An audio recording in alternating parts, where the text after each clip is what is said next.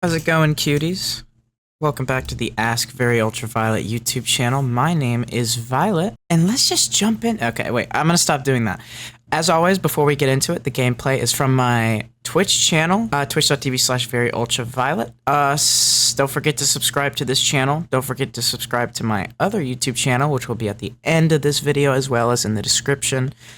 And if you need advice, not just for being trans, click the link to the anonymous Google form below. Okay, now let's just jump into it.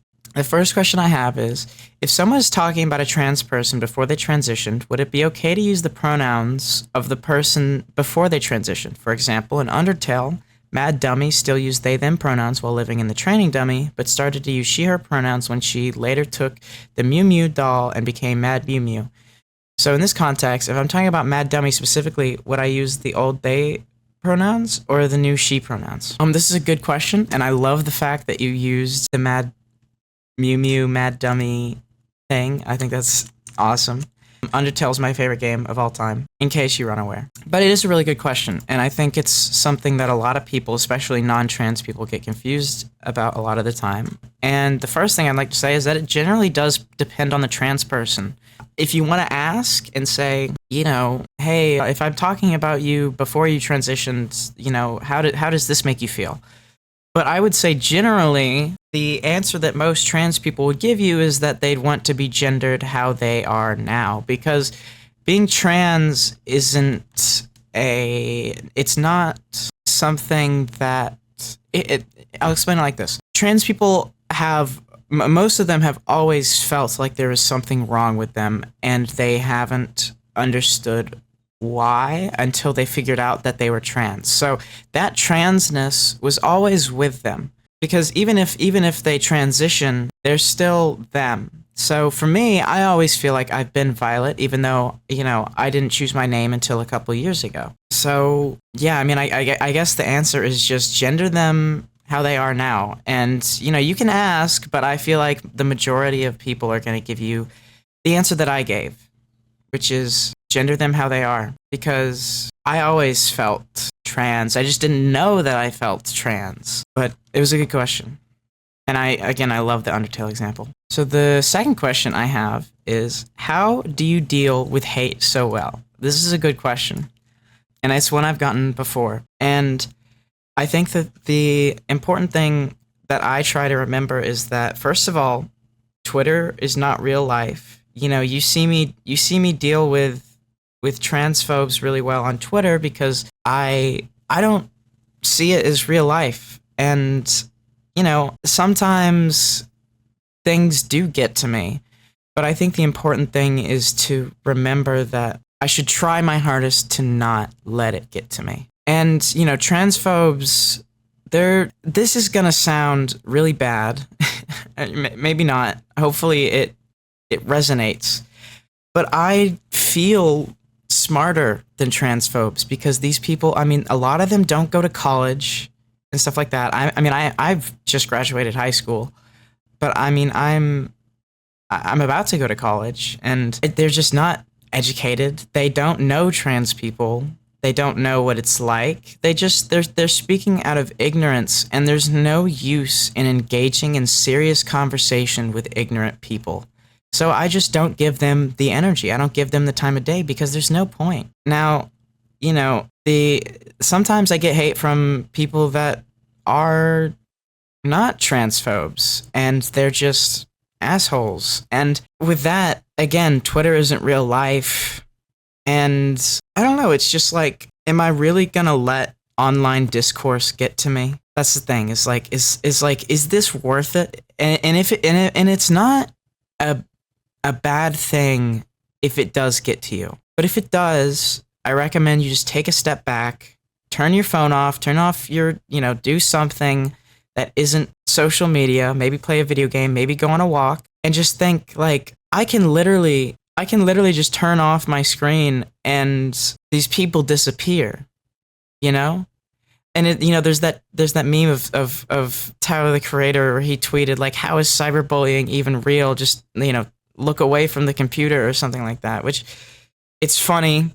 It's a little ignorant, but there is some truth to it. But it's just like, Yeah, I mean, this social media shit, it's not real. And it's also okay to take breaks as well. Like if you feel like you can't handle it, which is fair, just try and take some time off. And I get it, social media is an addiction. I'm addicted too. Just try and take some time off if you feel yourself getting worse because of the hate that you receive. Final question, which is something is a really long one, but it's a really good one. I really like this question. How is being socialized male for your mental health slash development? I found out yesterday my wife is carrying a son. As someone who has thought actively about gender and acted on that, do you have any advice for not replicating the harms of stereotypes slash expectations in raising someone male? We live in a very conservative religious community and both grew up ranging from sheltered slash heavily regulated in expression to physically slash emotionally abused. We don't want to raise our kid like we were, especially not in how that relates to gender.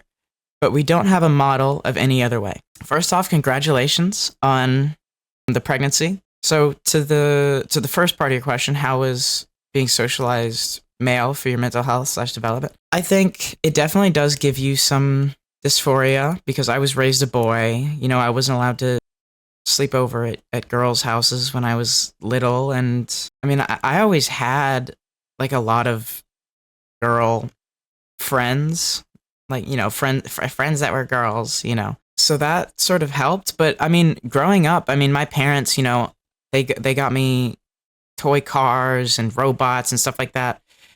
And I liked them. I'm not gonna lie and say that I didn't like them because I did. And my mom will use the fact that I did like those, you know, toys that are mostly for boys as like reasoning of why I'm not trans. But at the end of the day, you know, I think part of what helped me was that I had a sibling that was raised as a girl, so I was able to explore things. Like I would play with their Barbie dolls and strawberry shortcake, and it smelled like strawberries. And you know, I remember I put on a dress one time, but then I got embarrassed because, you know, boys don't wear dresses.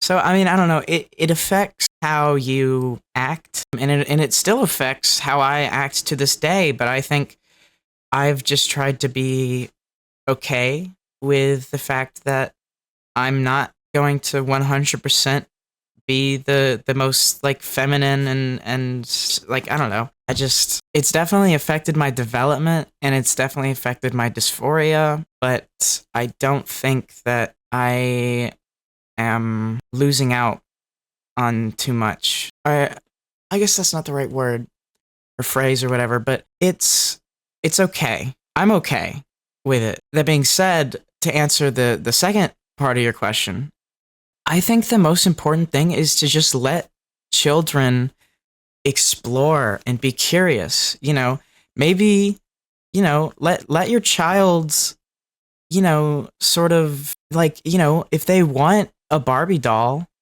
and like a car, a toy car, then, you know, maybe get them both. And obviously, you know, I'm not going to say like you have to get them both, but, you know, maybe decide which one they want more because finances and stuff like that. You can't always buy toys for kids, and kids want toys a lot. But just let them explore both types of like gendered media, you know? I never watched Powerpuff Girls as a kid because I thought that it was a girls' show, but those are notions that were created, that those opinions were created by the social environment around me.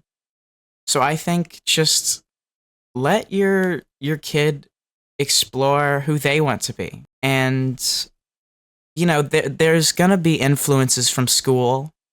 There's going to be boys at school that tell your child that they have to be a boy and they have to do boy things. But I think the important thing is that as a parent, you have the ability to influence and shape a person that is so young. You should let them be curious and creative and express themselves in any way they want.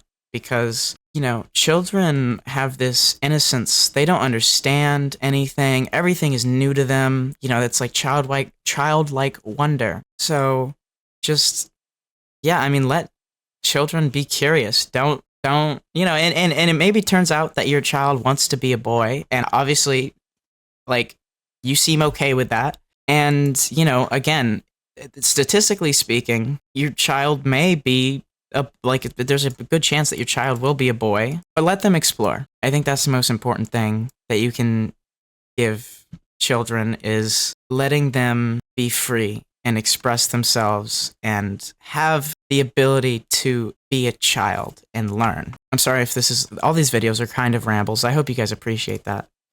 And so now I guess we're gonna get into the stupid questions. First one, do you fuck with Pizza Tower? I haven't played it personally, but I definitely appreciate what it is. I know of Pizza Tower. I've watched Yako. You guys know he used to make League of Legends YouTube videos. Now it's mostly he talks about indie games, but he did a video about Pizza Tower, about how much he loves it, and I think Pizza Tower is a really cool game. I think it's really funny. Short answer, haven't played it, but yeah, I fuck with Pizza Tower. So this isn't even a question. Oh wait, that's literally the first part of it. Okay, this isn't even a question, but I want you to know, last year I discovered Echo 2K and listened to E, and halfway through I was like, I might be a girl. This is really funny. I have a very specific memory, and I think I was non-binary at the time, but I listened to Echo 2K, E on loop while playing Batman Arkham Asylum, and a little bit of Arkham Knight. No, sorry, not Arkham Knight, Arkham City. So the first two games. I played those two a lot, and when I was playing them, I was just listening to Echo 2K. Like, I had a huge phase, and I feel like it's kind of like a universal experience. There's that joke about how, like, Echo 2K fans are all trans, or like Echo 2K himself is trans, which he's not, but he's very feminine and flamboyant, and we love him. Final question, I saved the worst for last. Do you have a gat, and is it thick? Also, you're short. Anyways, that's gonna do it for this video. Don't forget, gameplay for my Twitch channel, twitch.tv/veryultraviolet. Sub to my main YouTube channel. It should be on the screen right now. Sub to this YouTube. It should be on the screen right now. If you need advice, click the link below. It is the first link to the anonymous Google form. And if your question didn't get answered today, it will. I promise I will get to all of them, unless I feel like I've already answered them, and in which case you can go and watch the previous 2 videos to see if I've already answered your question. But if not, I promise I will get around to it next Saturday. Yeah, thank you so much for watching. Bye-bye!